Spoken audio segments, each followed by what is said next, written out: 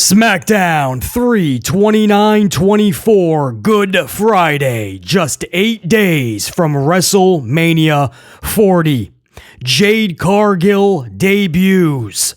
A new member to the LWO. Logan Paul knocks out KO. Then hijacks a convertible with Randy Orton in pursuit. Bayley with a gnarly attack on Iyo Sky. Signs of life for Tiffy time. Zelina hotter than the sun itself. LA Knight tries his new job as a camera assistant, and much more. It's all on this week's SmackDown. This is the Amplified Review, and it starts now.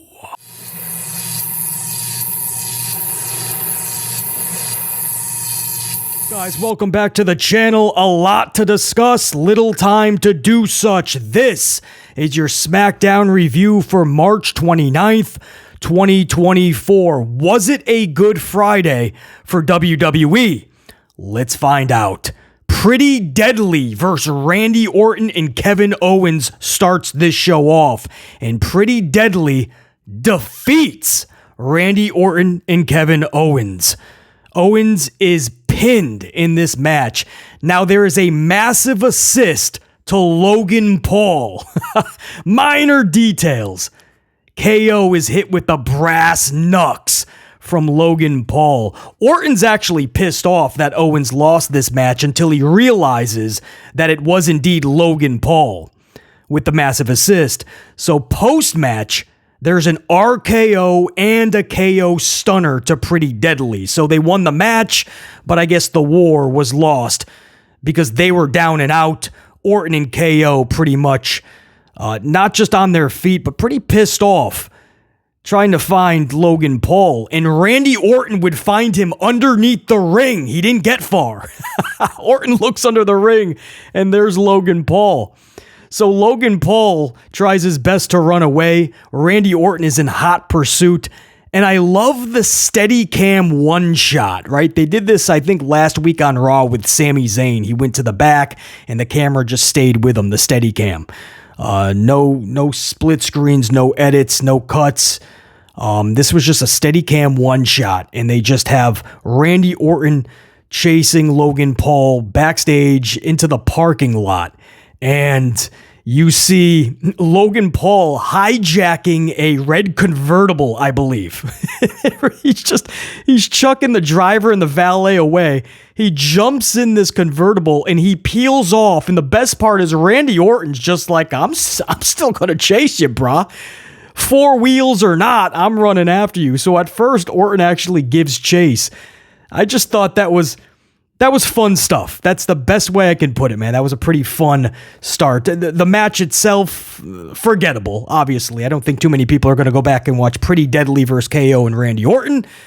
But the post-match extracurricular activity, those are the moments you remember. You know, sometimes they're simplistic to the core, and this is one of those.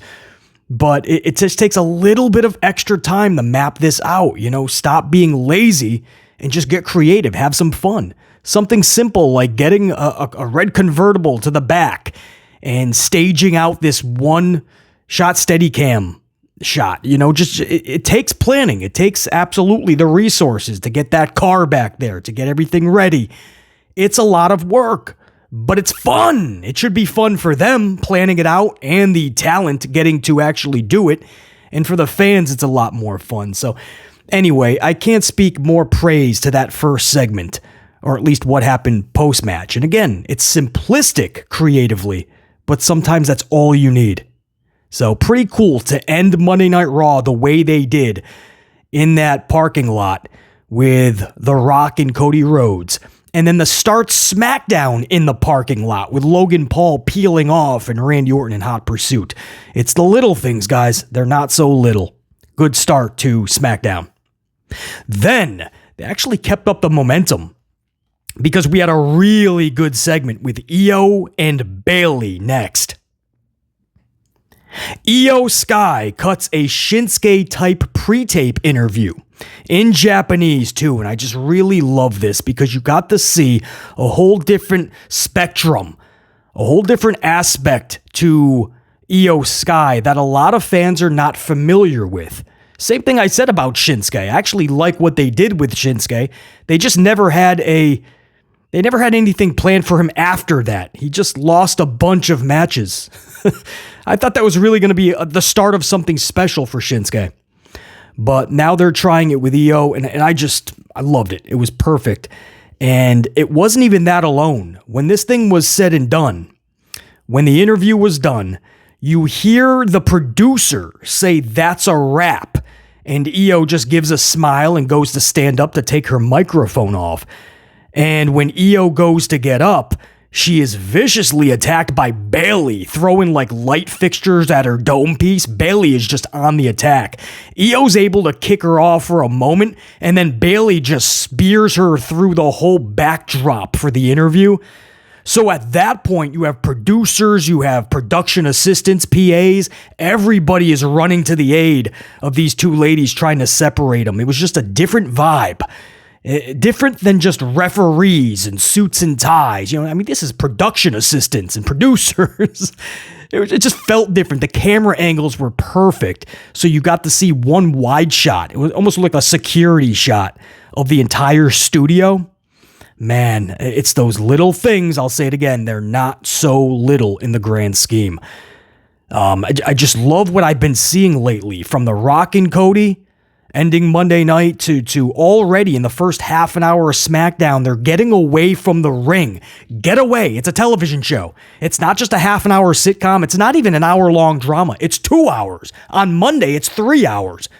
How many wrestling matches can you see nonstop, one after the other? Go to the local bingo hall. Every day of the week, twice on Sunday, you'll see 100 matches.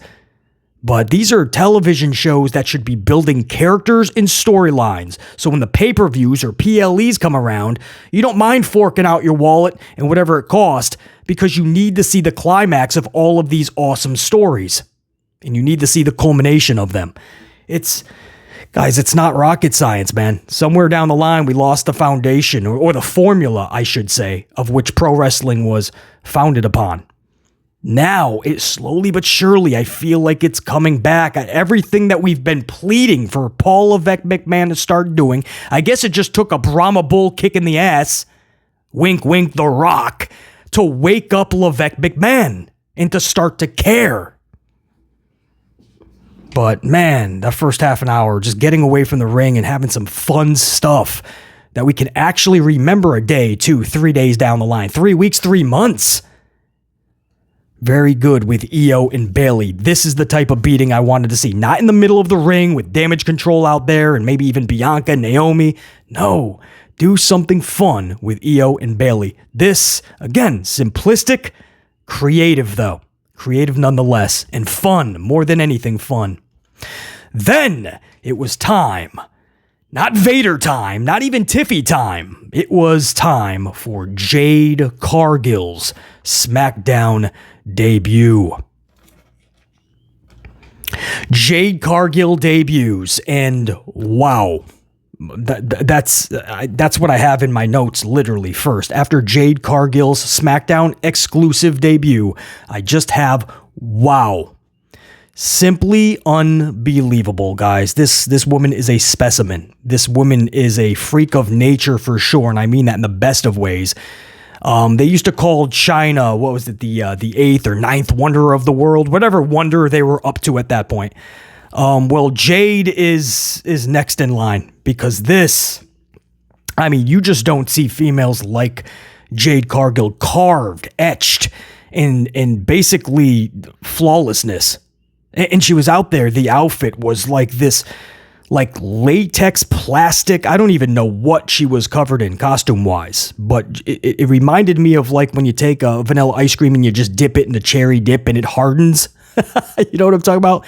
You guys ever have like the dipped ice cream? You dip it in cherry or you dip it in chocolate and it hardens. It's like a hardened shell. That's what it looked like she was wearing. But anyway, BC loves ice cream and BC loved himself some Jade Cargill on this show because, whoa, just another example somebody like Jade Cargill giving that example that you can, female-wise, be strong in in your physique, but still be damn sexy. Because Jade Cargill, wow, that was next level on this debut. And she wasn't done, by the way. She would show up at the end of the night. We'll get to that in a minute, or a few minutes. But Jade Cargill, all I have in my notes, because I was just mesmerized by just the Jade Cargill package. The entire, Jade Car, man, that was wild. So all I have in my notes is one line, and she says, "The storm has arrived." And that's all I really needed. Because the rest of the stuff she said, it was only a 2-minute promo. It was quick. And all she said, other than the storm has arrived, was basically that's the most talented roster in professional wrestling, but none of them are Jade Cargill. So it was a bunch of fluff. But that one line, "the storm has arrived," damn, bro, I love that line. BC uses that all the time myself. The storm has arrived. And this is absolutely a Category 5 Hurricane Jade. Because that whole locker room is on notice, bro. She says that. She walks off. The crowd, you could tell, wanted more. And lucky for them, they were going to get more at the end of the night. But that was Jade Cargill's initial SmackDown exclusive debut. And that visual will stand the test of time. What a specimen. Unbelievable. Waller and Theory then defeat the Street Profits. Theory pins Montez. Before the pin, up on the Tron, we see Kross and Scarlett in the Profits locker room, and B-Fab is knocked out. AOP then attack the Profits post-match. Lashley attempts a save, but receives the same beating and the same fate. So basically, Karrion, Scarlett, and the boys end up getting the upper hand anyway for this week over Lashley and his boys, the Profits. This feels like a feud that's just like going in circles. It had such potential at the start, and there was a lot of stop and go. Just a couple weeks ago, they weren't even on the show. Last week, a weird victory by the Profits. It never really led into anything with AOP or anybody. It was just weird. The whole last month, this has fallen flat. And it's almost like they tried to revitalize it on tonight's show. And I just don't think it worked. And with 8 days away from Mania, if you're going to try to do this 8-man tag or whatever you're going to do, throw in the ladies, I don't know how many people are going to be as interested as they were just over 2 months ago when this whole thing started. So that's sad too, because I really want the best for Karrion and Bobby Lashley more than anything. And this was just botched, unfortunately. I got to give him credit for at least trying to revitalize it. This just missed. Missed big time. As for Waller and Theory defeating the Profits, Waller and Theory now, I believe, go on to this championship tag title match at Mania with 5 other teams. That is just a mess. This whole tournament, I'm so confused by it to the point where I don't even care to know what is what anymore. I truly don't.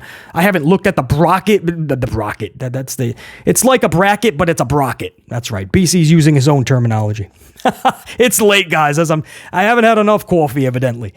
The bracket I haven't looked at, or the brocket. But I have not looked at this bracket, and I don't know how long, and I don't even care. It seems like it never ends. So I'm hoping that's it. I believe after tonight, all of the teams are locked in. We can stop with this stupid tag team mini tournament just to get 5 number 1 contenders. That's right. This is all just to get 5, not 1 or even 2. 5 number 1 contenders for Judgment Day's tag titles.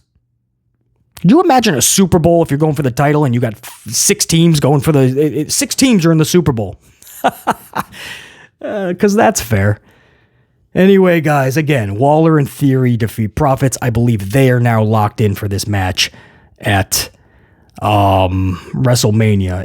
And by the way, because we're about to get to hour number 2 anyway, there was a matchup in hour number 2. I'll just get it over with now because I have nothing in my notes other than the match itself. Micro Machines, Bate and Dunn. Tyler Bate, Petey Dunn, the Micro Machines, I call them. They defeated the LWO. So the Micro Machines are also in this WrestleMania Tag Team Schmaz title match. So hopefully that ties up all the loose ends. Those are all your teams. You guys can figure out who they are. I don't even care. And we can be done with that. So bait and done also going forward. Now for the rest of hour number 2. Hour 2 begins with LDF face-to-face with the LWO. That's right, we're going to knock off the entire alphabet at this point. A match is set up for WrestleMania. Rey Mysterio and the newest member of LWO, Dragon Lee. They're going to be taking on Santos Escobar at WrestleMania and Dominic Mysterio. Who gave Dominic authority to wrestle a SmackDown match at Mania behooves me. But brand split, what is that? Dominic Mysterio just waltzes in last week, waltzes in this week, makes a match for Mania for SmackDown as a Raw talent. Nobody bats an eyelash. Why should we, I guess? Not everything needs an explanation to Paul Levesque McMahon. But for this, I'm willing to look past that because Zelina Vega, let's just say this. Zelina Vega out there, whatever she was wearing, okay? Zelina Vega was looking so damn hot.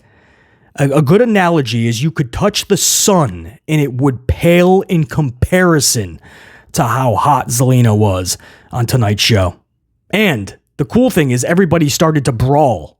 So that includes Zelina and Elektra Lopez.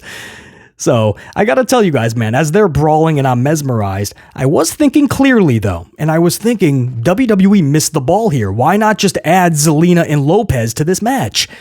Because let's be honest, as much as we respect the dudes, we know it's going to be a good match. We'll probably yell, "This is awesome," right? It's Dragon Lee, it's Rey Mysterio, it's Santos, and it's Dominic. You'd have to go out of your way to have a bad match with the four. But for most of us, that's a main event on SmackDown tops. So let's make it fun. It's WrestleMania. Zelina and Lopez were out there looking bomb diggity. They were out there throwing bows. I mean, they had the best brawl of the entire factions tonight. Both factions, Zelina and Lopez were taking center stage. Why not throw them Spitfires into this match? Make it a 6-person. And I usually can't stand schmozzes, by the way. But this makes sense. Rey, Dragon Lee, Zelina versus Santos, Dominic, and Lopez. Let's rock, man. Let's make it fun. WWE missed the ball there. They still have a week, though, if they want to take BC's advice. Throw in the ladies, man. We need more ladies on these shows. There's such a packed roster. And there's only 2 women's matches at Mania so far. Now, by the end of the night, it looks like they are setting up Asuka and Karrion to defend those tag titles. At this point, though, we thought it was Bianca and Naomi. There's a third person. We'll talk about that in a second. But first, that's the whole LWO LDF segment. So a lot of schmozzery, but it did set up a Mania match. I just hope they had 2 more individuals, 2 ladies. And then AJ Styles is out there. Now, earlier in the night, what's his name? GM. Nick Aldis, thank you. Nick Aldis tells AJ Styles backstage that LA Knight is not in the arena tonight. He told them not to show up, but AJ Styles knows better. He knows LA Knight is hot on his tracks, so he goes to the ring.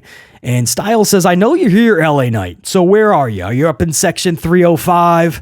Are you going to come from jump the barricade?" Right? And at that point, too, actually, I think beforehand, he said, "Are you the cameraman?" So he smacks the hat off the cameraman. And it's just the regular camera B guy that's always in the ring. So the poor guy gets his hat smacked off, and then he gets booted from the ring. So then he says, "Are you going to jump the barricade? Are you a fan, dressed as a fan?" And then a fan actually jumps the barricade. It's just an independent wrestler, guys. Some goofy bastard jumps the barricade. Security escorts him out. And Styles is like, "So are we going to keep playing these games, LA Knight, or are you just going to come out?" And LA Knight is disguised right next to him at the commentary table as a cameraman assistant. So the assistant to the camera dude. And he's dressed up. He takes off his hat, his wig, his little hoodie, and he starts attacking AJ Styles. AJ Styles is able to escape and hightail it out of the arena. LA Knight is on the commentary table cutting a promo, an impassioned promo that it is indeed LA Knight's time, and at WrestleMania, Styles in the world will find out. Will everybody saying LA? You got it. So pretty cool. They kept it ringside, but I mean, after last week in the invasion angle, I mean, you can reel it in a little bit, and it's good now. You know, this is one of those feuds that you could easily have done for 2 months and have epic content. So it's a shame that, you know, next weekend the payoff is already here, because I feel like they're just starting to find their rhythm and finding out that you can do so much with these two. And that's why I don't like when things are rushed, because when these individuals finally get a rhythm, you know, when it's rushed, they finally get their rhythm, and boom, before you know it, it's pay-per-view time. So the payoff is already here, and there's nothing to go forward. So anyway, I didn't mind that at all. That was pretty funny, actually. LA Knight, top of his game. And then you went into a Tiffy Time video package. So it's no secret on this channel, we are high on Tiffany Stratton. She's just, in such a short amount of time, she just got this wrestling thing down, and she is so damn good. And she's so good, it looks flawless. I say it all the time. Dustin Rhodes, Randy Orton, at times it looks like they're not even trying because they're so damn good and they're so damn flawless. So it looks like they're not even trying at times. No, they're just that good. And Tiffany Stratton is already that person. And so, you know, it's a shame that she's not on WrestleMania with all the momentum. You know, she's inside the Elimination Chamber, and she was the biggest, or at least she was the loudest. Yeah, she was the biggest cheer in that entire match, actually. It was Tiffany Stratton, as a heel, mind you. At Elimination Chamber, tens of thousands of individuals chanting her name the loudest. And, you know, it brings me back to LA Knight. I remember last year before Mania, he was the one getting the loudest cheers, or one of, Sammy as well. But LA Knight, I remember that Battle Royal, and everybody was just chanting his name, and he was not a part of WrestleMania. They kept him off. And I was just like, how do you do that? And here we are with Tiffany Stratton, the biggest cheers of all the females at Elimination Chamber, and they just keep her off Mania. They just said, you know, we'll hold off. You know, I don't get Paul Levesque McMahon's way of thinking. And even if I did, I wouldn't want to, because it just doesn't make sense. So at least Stratton here is setting us all up for after WrestleMania. Again, it's tragic. It's criminal that she's going to miss Mania. Or she'll probably be a part of some battle royal or something, like the Andre the Giant for the dudes. They'll probably put her in something ridiculous. But so they're setting her up for after Mania. And so there's this video package, and Stratton literally says, she vows that SmackDown will become Tiffy time. SmackDown will be Tiffy time. So she's telling you, like, just relax, everybody, because so many people were questioning why she isn't at Mania. To the point where she had to put on her social doohickey machine. She literally had some fun with it, but she's like, Wednesday, Tiffy time, Thursday, Tiffy time, Friday, Tiffy time, Hall of Fame, Tiffy time, WrestleMania, Tiffy time. There you go. That's my schedule for WrestleMania. Stop asking, please. So many people are like, dude, what's the deal? So here she is in this video package saying, in time, SmackDown will be Tiffy time. So, all right. You know what I mean? I don't know why we couldn't have done something cool for Mania, but all right, we'll go past Mania, post-Mania. We'll see what they have for Tiffany Stratton. Then, where do we go from there? Oh, speaking of, they actually announced the Andre the Giant Battle Royal for next Friday. So all of the geeks that could make the actual card, they will be in this Andre the Giant Battle Royal. It's the Jabroni Battle Royal. Much love to Andre, by the way. We love Andre. On one hand, you're like, oh, such an honorable thing to pay respect to Andre, but we all know the real deal. I mean, this Battle Royal is for all the jabronis that could not get on the card, or WWE just had nothing for them. So they throw them all in there just to be used, just so they can say they were at least used on the weekend. It's almost like, and again, much love to Andre, but it's almost like I'd rather not want to even be penciled in for that match. Because it's just telling the world, and it's reminding yourself that, oops, you were looked totally past. So that's announced for next Friday on SmackDown.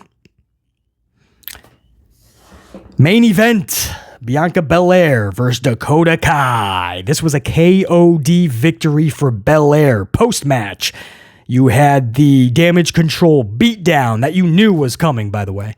And Naomi makes the save, which you also knew was coming. Because earlier in the night, Naomi and Bianca were having a special bonding moment. Like, they were, like, holding hands, too, right? And they were, like, gazing at each other. It was,